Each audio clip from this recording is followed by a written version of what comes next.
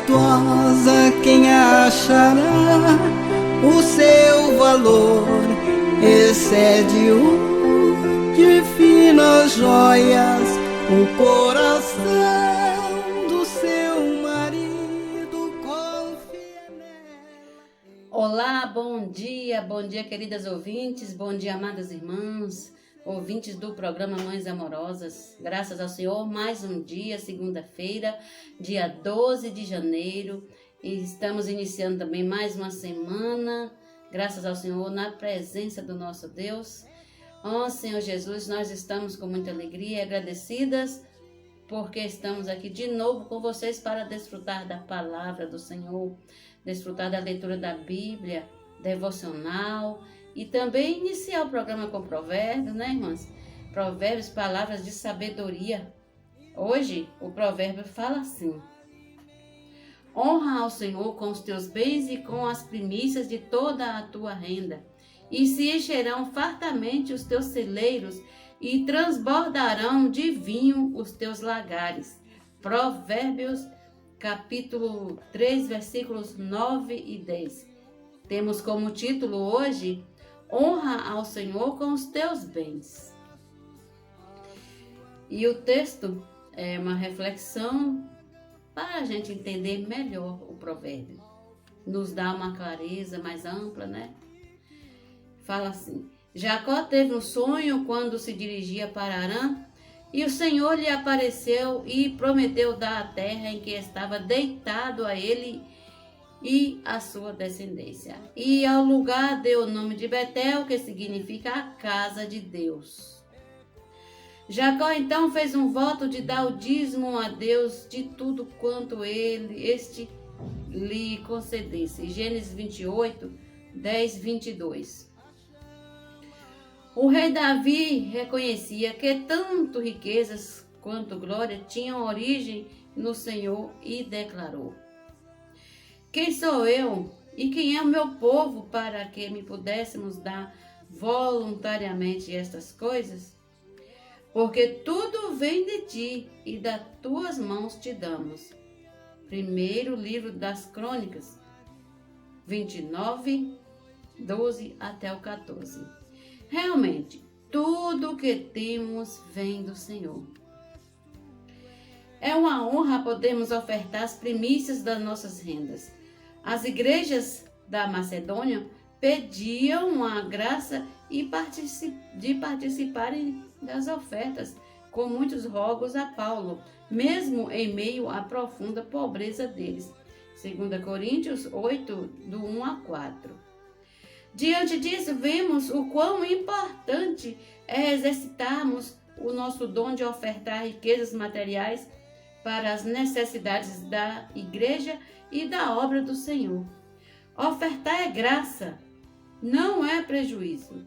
Em Mileto, Paulo recordou as palavras do próprio Senhor Jesus: mas bem-aventurados é dar que receber. Atos 20, 35. Portanto, honremos ao Senhor com os nossos bens. Ofertar é graça. Senhor Jesus, é um privilégio aquele que oferta ao Senhor. E as igrejas precisam de manutenção, as igrejas precisam das ofertas dos irmãos. Portanto, honremos ao Senhor com os nossos bens. Bom dia. Alimento diário. Série Vida e Edificação. Autoria: Pedro Dong. Leitura: Giovana Maria Ramos Coutinho. A todos, Jesus é o Senhor. Mais uma segunda-feira na presença do nosso Deus, sendo governados pela palavra. Hoje iniciamos mais um volume da série Gênesis, o Princípio, autor Pedro Dong, da editora Árvore da Vida. Ser governados pela palavra. Senhor Jesus, que bênção. Senhor, semana 1, a autoridade de Deus e o domínio de Satanás. A leitura bíblica está em 2 Pedro 2, 4, 5 e o ler com oração está em Judas 1:6. Senhor Jesus, ó Senhor Jesus, e os anjos, os que não guardaram o seu estado original, mas abandonaram o seu próprio domicílio, ele tem guardado sob trevas, em algemas eternas para o juízo do grande dia. Senhor Jesus, louvado seja o Senhor Jesus, pela palavra. Ó, queremos ser governados por ela.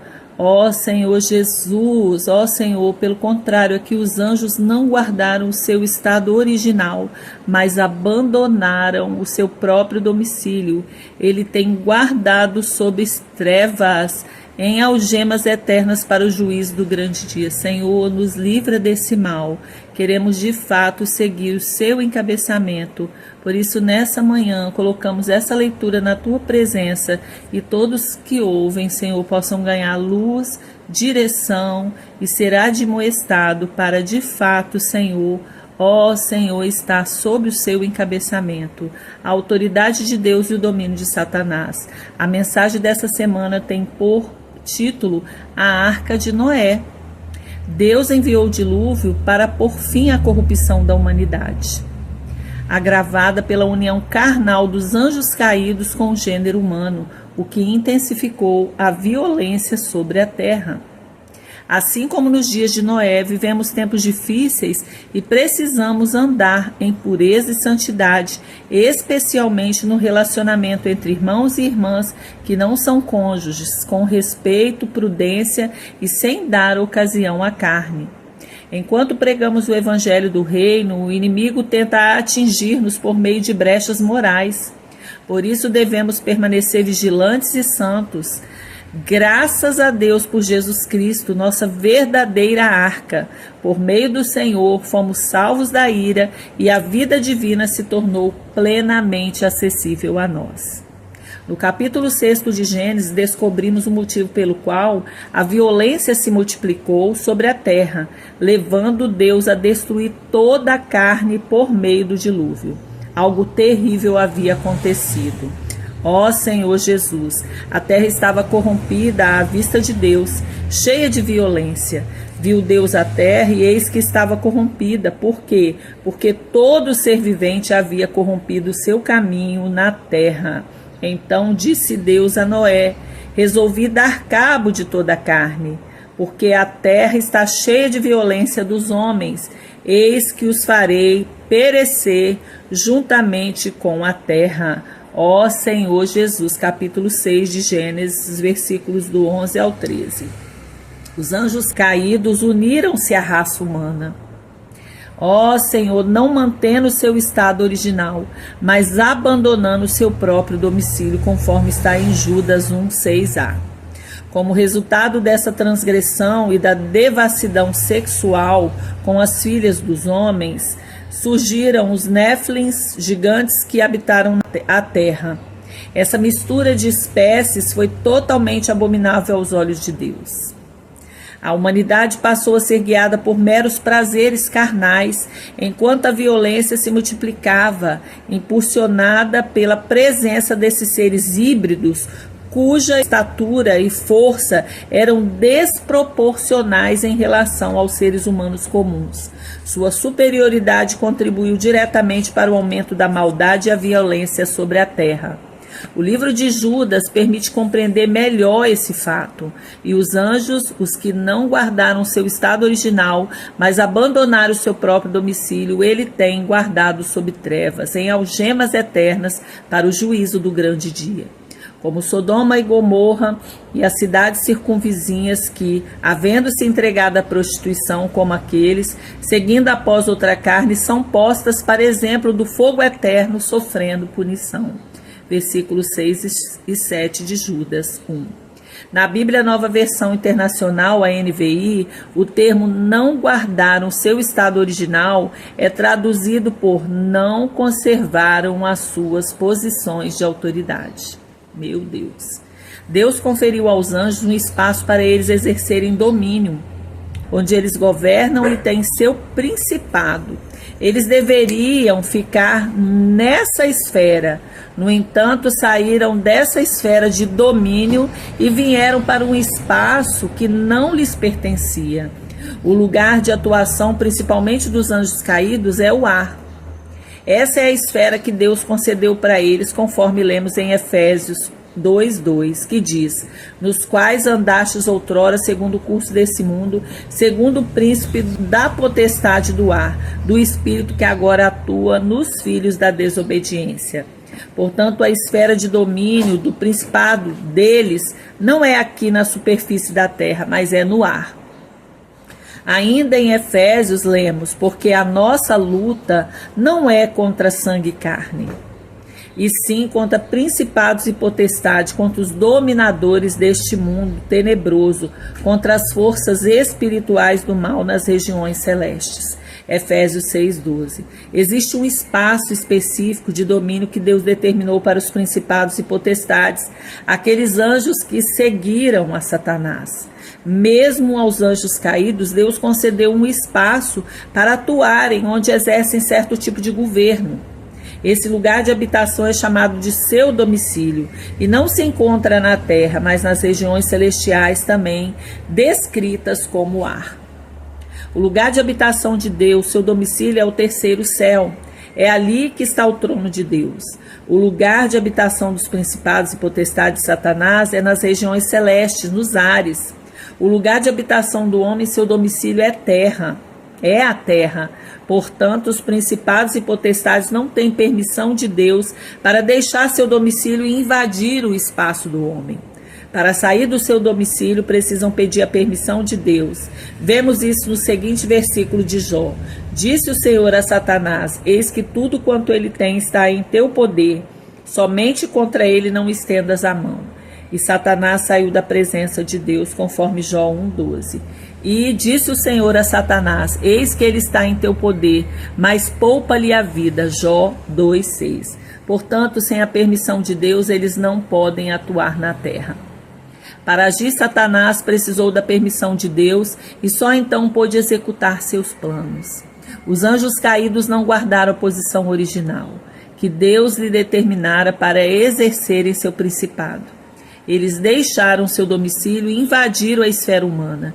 Isso foi algo absolutamente proibido por Deus. Por isso, esses anjos estão sendo guardados sob trevas, em algemas eternas, para o juízo do grande dia. Aqui nessa leitura você pôde tirar, a sua luz, a sua direção e a sua admoestação. Que o Senhor possa encabeçar todos nós. Ore em cima, faça um grito de guerra, seja conduzido pela palavra, assim como eu tenho buscado para a minha vida, e nós estamos compartilhando essa palavra para que você possa ganhar a vida de Deus e ser governado, e que diante de Deus nós possamos de fato Senhor, nos sentir nessa arca verdadeira que é o nosso Cristo. Jesus é o Senhor. Amém. Um bom desfrute.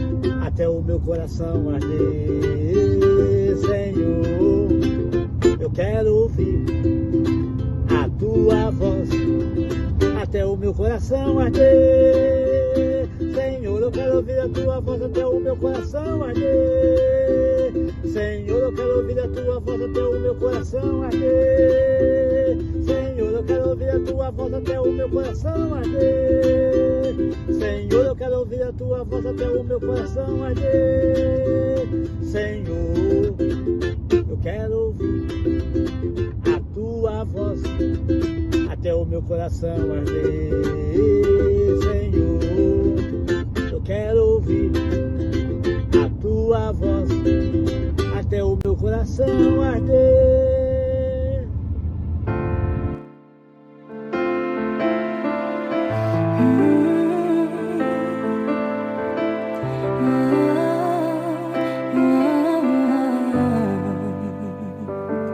Tua sã palavra chove sobre mim e meu coração se abre para ti. Bom dia, amadas irmãs, Jesus é nosso Senhor. Estamos começando nesta segunda-feira mais uma leitura bíblica. Graças a Deus por provérbios e alimento diário que o Senhor nos supriu nesta manhã com maná, né? E agora nós vamos continuar comendo aqui o pão da vida. Então peço a você que fique comigo para a gente poder desfrutar aí desta porção de hoje, né? Vamos orar? Senhor Jesus, Senhor, nós te agradecemos, Senhor, que nós temos disposição hoje para ir à luta. Ó Senhor Jesus, as lutas são constantes, são diárias, mas as vitórias também são. Ó Senhor Jesus, nós lutamos e vencemos. A nossa luta não é contra carne e sangue, Senhor, mas a nossa luta é contra as potestades do ar, nas regiões celestiais. Senhor, por isso nos mantenha no Espírito, com a espada do Espírito empunhada em nossas mãos, que é a palavra do Senhor, para que nós com autoridade possamos vencer o nosso inimigo nesta segunda-feira. Ó Senhor Jesus, que a palavra do Senhor tem poder para nos dar a vitória. Aleluia! Amadas irmãs, nós aqui estamos com essa espada de 2 gumes, né? Nas nossas mãos. Essa espada que só o Senhor tem, que é a palavra dele. Ela vem, primeiro, ela nos limpa, nos purifica, nos ilumina, né? Nos torna dignos do Senhor, nos justifica. E depois ela também nas nossas mãos, ela é contra o inimigo, né, de Deus. Então, o Senhor tem dado isso para nós diariamente, a sua palavra. Valorizemos o que o Senhor colocou nas nossas mãos, amém? Então, convido você a abrir o livro de Gênesis. Ontem nós lemos o capítulo 26 e paramos no versículo 16, né? Quando Abimeleque pede para que Isaac deixe a terra de Gerar, porque ele está muito rico, se tornou mais poderoso do que os próprios moradores ali de Gerar, né? Então, hoje vamos dar continuidade a esse capítulo. Versículo 17. Então Isaac saiu dali e se acampou no vale de Gerar, onde ficou morando. Isaac tornou a abrir os poços que haviam sido cavados nos dias de Abraão, seu pai, porque os filisteus os haviam entulhado depois da morte de Abraão. E lhes deu os mesmos nomes que o seu pai já lhes tinha dado. Os servos de Isaac cavavam no vale e acharam um poço de água nascente. Mas os pastores de Gerar entraram em conflito com os pastores de Isaac, dizendo: esta água é nossa. Por isso Isaac chamou o poço de Ezeque, porque entraram em conflito com ele. Então cavaram outro poço, e também por causa desse houve conflito. Por isso recebeu o nome de Sitna.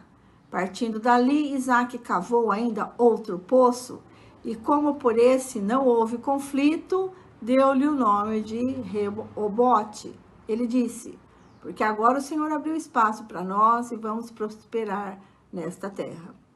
Então, ele não murmurou, não discutiu, ele simplesmente saiu dali. Contenderam com o poço, ele saiu dali e cavou outro, né? Aí contenderam, cavou outro, e aí esse não contendendo, ele falou: é aqui que o Senhor quer que eu fique morando.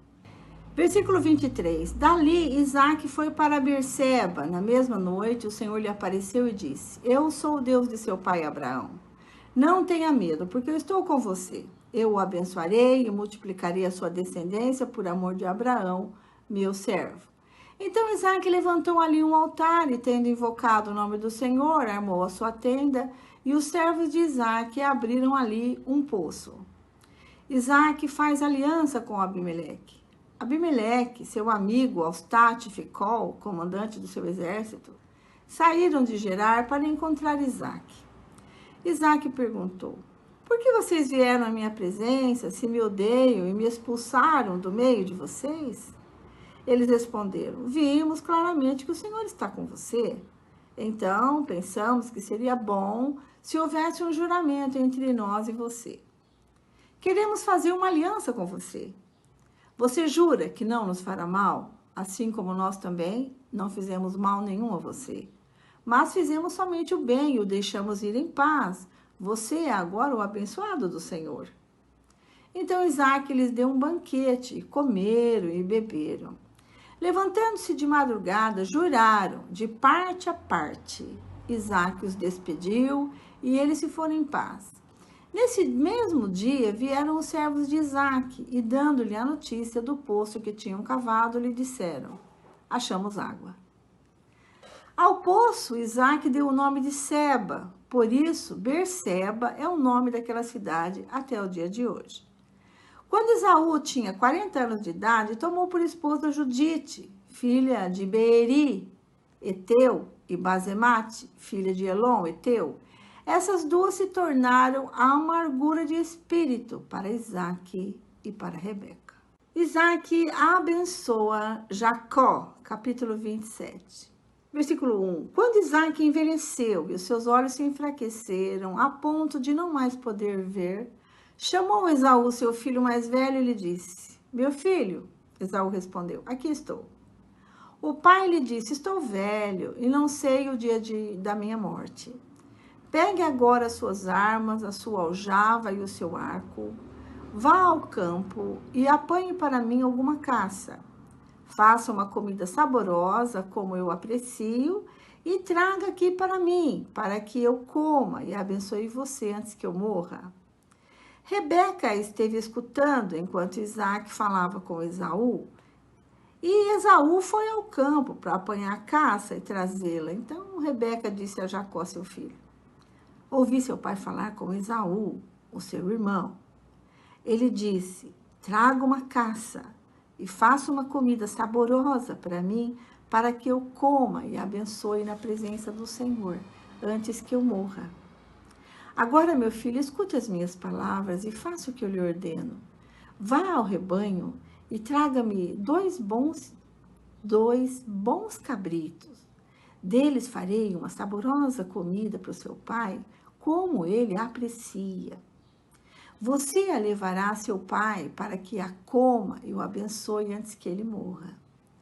Mas Jacó disse a Rebeca, sua mãe: Esaú, meu irmão, é um homem peludo e eu sou um homem de pele lisa. Se o meu pai me apalpar, passarei a ser visto por ele como zombador e trarei sobre mim maldição e não bênção. A mãe respondeu: caia sobre mim essa maldição, meu filho. Faça somente o que eu digo. Vá e traga os cabritos para mim. Ele foi, pegou os cabritos e os trouxe à sua mãe, que fez uma saborosa comida, como o pai dele apreciava. Depois Rebeca pegou a melhor roupa de Esaú, seu filho mais velho, roupa que tinha consigo em casa, e vestiu Jacó, seu filho mais novo. Com a pele dos cabritos, cobriu-lhe as mãos e a lisura do pescoço. Então entregou a Jacó, seu filho, a comida saborosa e o pão que havia preparado. Jacó foi a seu pai e disse: meu pai. Ele respondeu: fale, quem é você, meu filho? Jacó respondeu a seu pai: sou Esaú, seu filho primogênito. Fiz o que o Senhor ordenou. Levante-se, por favor, sente-se e coma da minha caça, para que depois o Senhor me abençoe. Isaque perguntou a seu filho: como foi que você conseguiu achar a caça tão depressa, meu filho? Ele respondeu: porque o Senhor, seu Deus, a mandou ao meu encontro.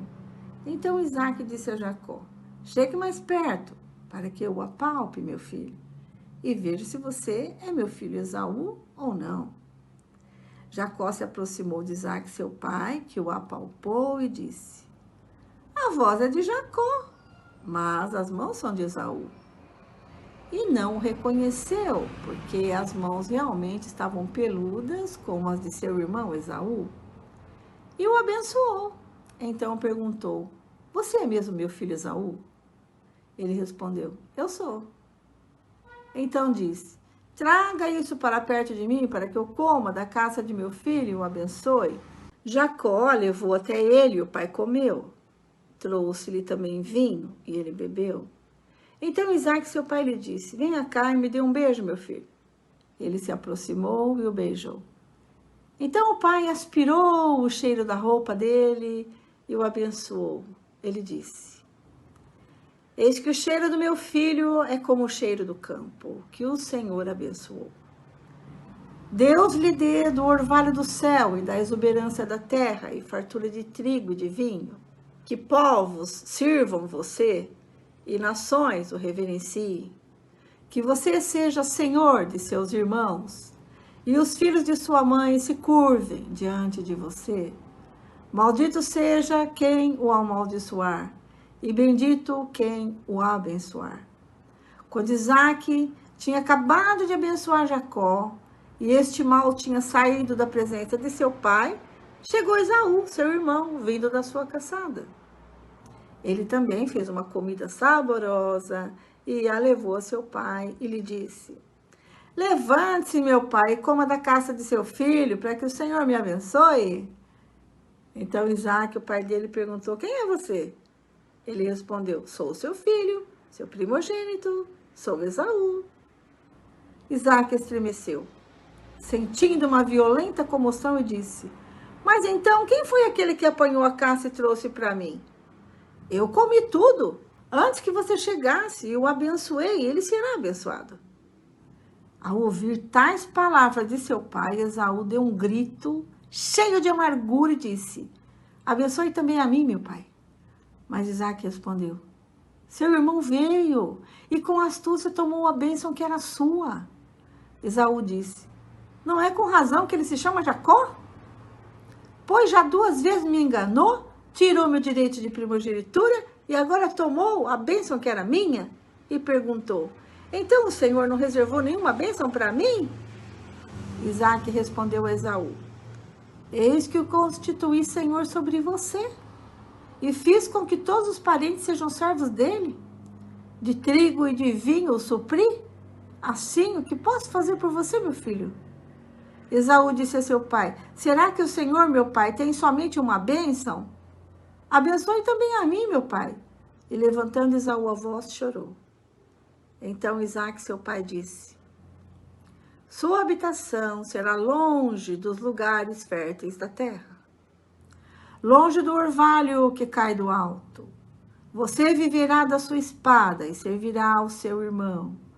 Quando, porém, você se libertar, sacudirá do seu pescoço o jugo dele. Esaú passou a odiar Jacó por causa da bênção com que seu pai o tinha abençoado e disse em seu íntimo: os dias de luto por meu pai se aproximam, então matarei meu irmão Jacó. Chegaram aos ouvidos de Rebeca estas palavras de Esaú, seu filho mais velho. Então ela mandou chamar Jacó, seu filho mais moço, e lhe disse: eis que o seu irmão Esaú se consola, fazendo planos para matá-lo. Agora, pois, meu filho, ouça bem o que eu vou dizer. Levante-se e fuja para a casa de Labão, meu irmão, em Harã. Fique com ele alguns dias, até que passe o furor de seu irmão, e cesse o rancor dele contra você, e se esqueça do que você lhe fez. Quando isso acontecer, enviarei alguém para trazer você de volta. Não posso perder os meus 2 filhos num só dia. Então Rebeca disse a Isaque: estou aborrecida da vida por causa das filhas de Et. Se Jacó tomar esposa dentre as filhas de Et, tais como estas, as filhas desta terra, de que me servirá a vida? Terminamos aqui a leitura de hoje, agora a gente vai para as nossas notas, né? Nota 26, de 12 a 22. Porque o Senhor abençoou Isaque, ele obteve um espantoso sucesso como lavrador, alcançando o nível mais alto de produtividade agrícola registrado na Bíblia, né? Os filisteus viam Isaque como um estrangeiro rico, com uma reputação de trapaceiro, e eles o queriam fora da terra. Isaque aqueceu, mudou-se para o vizinho vale de Gerar, reabriu poços antigos que tinham sido entulhados e fez com que os seus servos cavassem novos poços para acomodar suas manadas e rebanhos sem ameaçar os filisteus. Todavia, Como nos dias de Abraão, os contenciosos filisteus reivindicaram os direitos dos primeiros 2 poços, dando origem aos nomes de Ezeque, que significa disputa, e Sitna, que significa hostilidade. Quando, afinal, os filisteus não discutiram por causa de um poço, Isaque alegrou-se e chamou o nome dele de Reobote, que quer dizer espaços abertos. Então, ele vê claramente que a mão do Senhor está ali, né, onde ele abriu o poço, e é para ele habitar ali, né, junto ao poço ali. Nota 26, 35 a 20, nota 26, do 23 ao 25. O clã de Isaque moveu-se cerca de 40 quilômetros a sudeste para Berseba, onde seu pai outrora havia vivido. Naquela mesma noite, o Senhor lhe apareceu e tranquilizou-o em tempo em que os filisteus estavam causando problemas. O Senhor estava com Isaque para abençoá-lo e multiplicar-lhe os seus descendentes, de acordo com as promessas de Deus a Abraão. Isaque foi o 3º patriarca a construir um altar, além de Noé, né, e Abraão. Então, ele é o 3º, né, nesta ordem aqui. Noé edificou o primeiro, depois Abraão, e ele agora é o 3º a edificar um altar ao Senhor. Notas 26 a 29. Assim como ocorreu a Abraão, a bênção de Deus estava claramente presente na vida de Isaque. Os líderes filisteus acreditavam que opor-se a Isaque era atrair desgraça da parte de Deus e retaliações de membros do clã de Isaque que sentissem prejudicados. Sendo assim, eles quiseram fazer um pacto com Isaque. Nota 26:30. O fato de Isaque oferecer-lhe um banquete significava sua aceitação do tratado, o qual foi oficializado no dia seguinte, quando as partes juraram um ao outro de não agressão.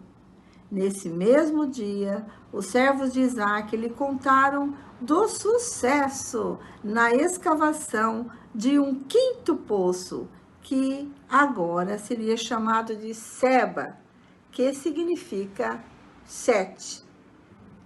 Semelhante à palavra hebraica para juramento Shevua, confirmando-se o nome dado por Abraão para Berseba. E aí você nota que muda de assunto de repente, né? Porque aparece a informação de que Esaú se casa, né? Esaú se casa com a mesma idade de seu pai, que era 40 anos, né? Seus casamentos foram com mulheres pagãs e ele se casa com 2 mulheres. Uma se chama Judite, que quer dizer louvor, e a outra se chama Basemate, que quer dizer bálsamo. As esposas de Esaú foram uma amargura da alma para Isaque e para Rebeca, muito provavelmente por serem contenciosas acerca da oposição favorecida de Jacó. Nota 27, de 1 a 4. Isaque agora está com mais de 100 anos de idade, né? Apesar de ainda chegar a viver até os 180, Isaque poderia ter estado doente nesta ocasião, uma vez que a sua visão estava obviamente enfraquecida, e ele ficou muito preocupado em abençoar Esaú, seu filho mais velho, né? Então, ele pensou, estou doente, posso partir a qualquer momento, então preciso dar a bênção para meu filho primogênito, né? A bênção dada por um patriarca de um clã e seu herdeiro era de grande importância, pois conferia formalmente o direito de governar o clã após a morte do patriarca. Assim, com o estabelecimento de um pacto, uma bênção patriarcal era acompanhada por uma deliciosa refeição, né? Então, por isso que ele fala para o filho buscar a caça, né? Porque ele vai fazer um banquete ali, vai comer junto com ele, e ali, depois de saborear a comida, ele vai abençoar o seu filho, né? Passando para ele toda a autoridade que ele exerce ali, né? Diante do clã.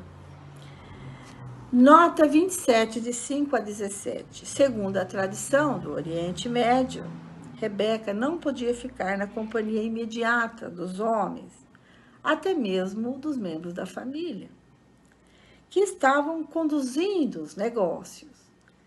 Contudo, ela estava ouvindo a conversa dos homens, né? E então ela ouve que Isaac tem essa intenção de abençoar Esaú. Rebeca armou um esquema para arruinar esse plano. Talvez ela fizesse isso por se lembrar da profecia de décadas passadas acerca de Jacó dominando sobre seu irmão mais velho, quando ela estava grávida, e consultou o Senhor, e o Senhor lhe disse que o mais velho serviria o mais moço, e que havia 2 nações no seu ventre, né? E uma seria mais poderosa que a outra.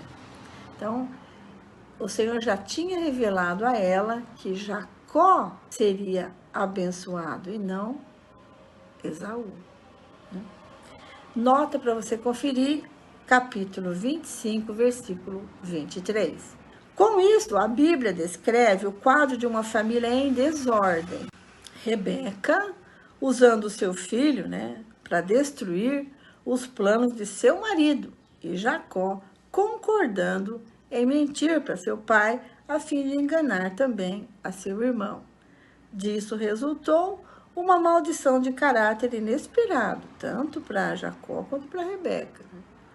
E o esquema deles forçou Jacó a deixar seu pai e sua mãe, e a Bíblia nos dá qualquer indicação de que Rebeca tivesse visto novamente o seu filho favorito. Então, provavelmente ela não o viu mais depois disso. Nota 27, 18 a 27. Isaac estava cego, mas ele ainda podia usar os seus outros sentidos, né, além do seu raciocínio. Para superar isso, Jacó usou pelo menos 5 coisas diferentes para enganar seu pai. Peles de cabritos, para fazer de suas mãos parecerem rudes e peludas. O cabrito cozido, que a sua mãe preparou. Né? As vestes de seu irmão, a fim de cheirar como Esaú. Álcool, para prejudicar o julgamento de seu pai, ele serviu vinho, né, para ele. E mentiras fragrantes. A artimanha de Jacó deu certo, uma vez que seu pai o abençoou. Nota 27 a 29. A bênção de Isaac incluiu 4 elementos.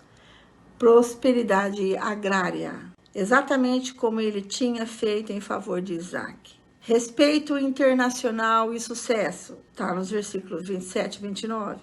Uma ordem instruindo Jacó a ser senhor de todo o clã, e a transferência da protetora provisão de maldição e bênção que outrora Deus havia dado a Abraão, avô de Jacó. Ele transfere para Isaac até mesmo a bênção e a maldição que está em seu poder agora, né?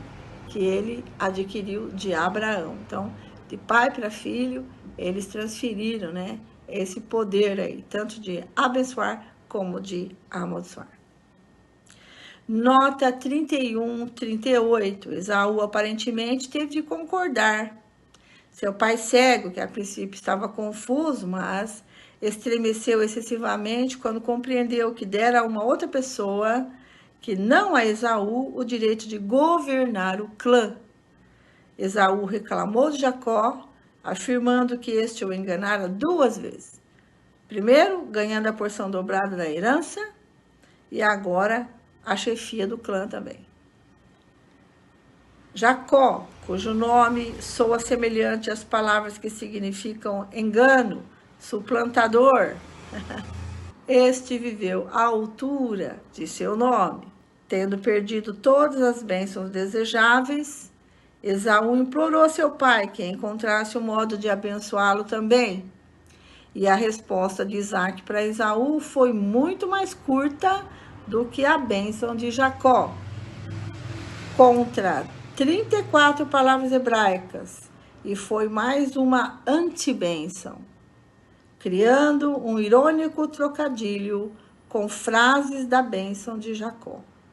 Isaac declarou que Esaú viveria longe das terras férteis e do orvalho de acima do céu. Jacó seria senhor, mas Esaú serviria o seu irmão. Vivendo uma vida de violência pela espada, o único consolo de Esaú era que um dia ele arrancaria o jugo de Jacó de seu pescoço. Ele intencionava matar seu irmão quando o pai morresse, né? Nota 41 a 46. Pela segunda vez neste capítulo, Rebeca intervém para mudar o destino de Jacó. Seu último plano era para Jacó ficar com seu tio Labão em Harã, a centenas de quilômetros de distância, até que passasse a fúria de Esaú. Jacó por assassinato, Esaú por pena de morte. Esses alguns dias, no entanto, veio a ser mais de 20 anos, né? Então, não tem nenhum registro de que ela tenha visto seu filho de novo. Mas nós sabemos que tudo está debaixo da soberania do Senhor, né?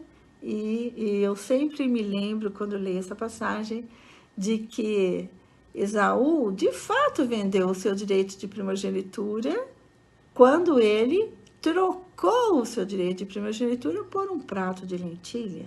Então, o Senhor agora permite todas essas coisas aqui, foi permissão do Senhor, né? E então, Jacó toma a liderança da clã também, né? Ele passa a ser o líder da clã, ou seja, ele tem o direito de governar todos ali, e não Esaú. Esaú perdeu todos os seus direitos de primogênito. Amanhã tem mais e eu aguardo vocês. Fiquem agora com a irmã Lene, com a continuação da leitura bíblica de hoje. Deus abençoe vocês, até mais.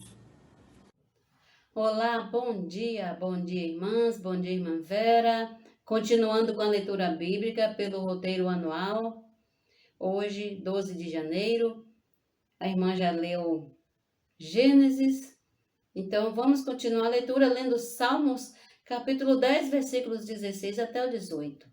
Provérbios, capítulo 3, versículos 9 e 10, e o Evangelho de Mateus, capítulo 9, versículos 1 ao 17. E vamos para o Salmo, hoje bem pouquinho, só tem 3 versículos, 10, 16 até o 18, que fala: O Senhor é Rei eterno, da sua terra somem as nações. Tens ouvido, Senhor, os desejos dos humildes? Tu lhes firmarás o coração e ouvirão o seu clamor, para fazeres justiça ao órfão e ao oprimido, a fim de que o ser humano que é da terra não volte a espalhar o terror. Ó Senhor Jesus, o Senhor é Deus eterno. O Senhor cuida de tudo, de todas as coisas. Amém? Agora vamos ler Provérbios. Provérbios capítulo 3, versículo 9 e 10.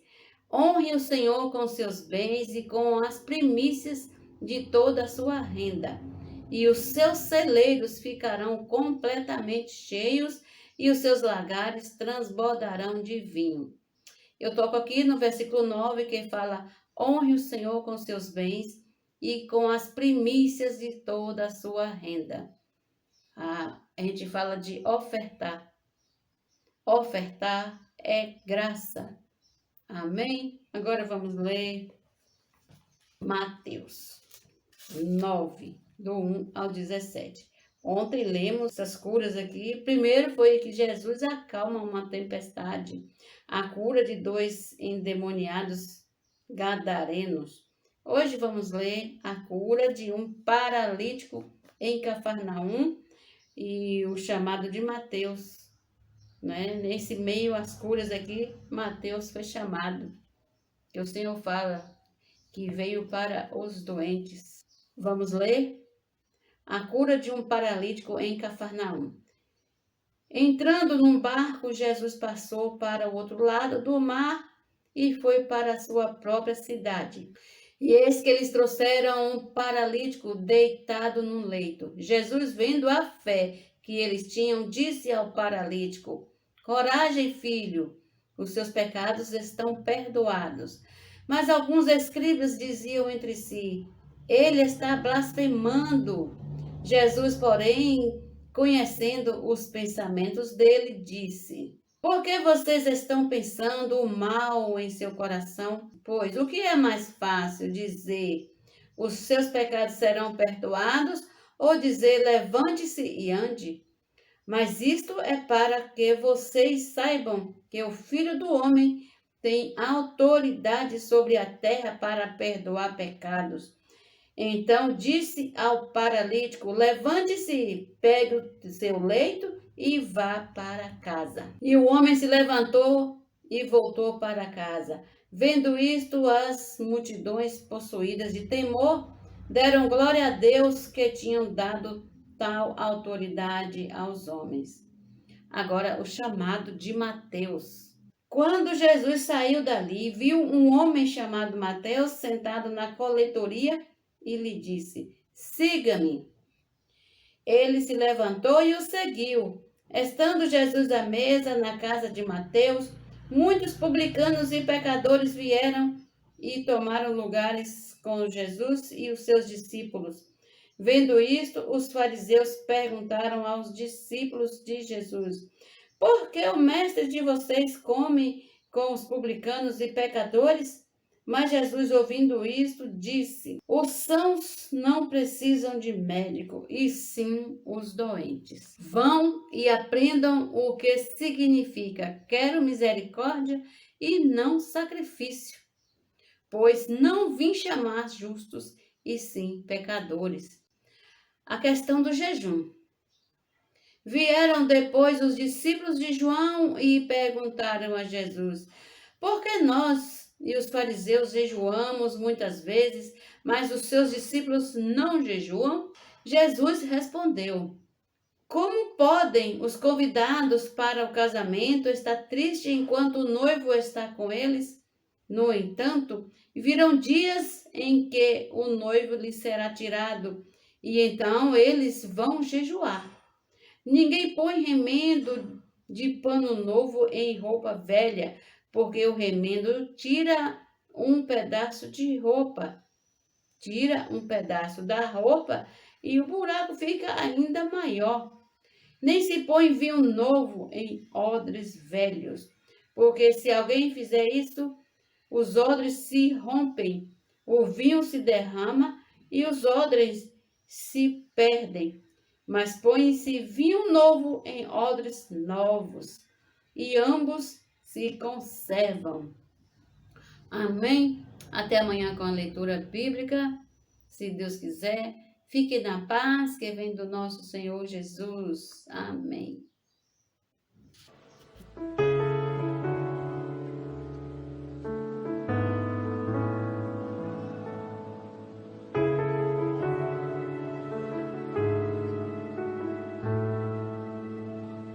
Eu ouço a tua voz, amiga. Nós estamos lendo o livro Servas Diligentes, estamos no capítulo 8, e o subtítulo de hoje é: A serva diligente nasceu do alto, nasceu do Espírito, portanto vive na esfera celestial. Seu velho homem, sua carne, já foi crucificado. Agora ela é uma nova criatura em Cristo. Vamos lá? Irmã, tenha ousadia para fazer as coisas acontecerem. Não se limite.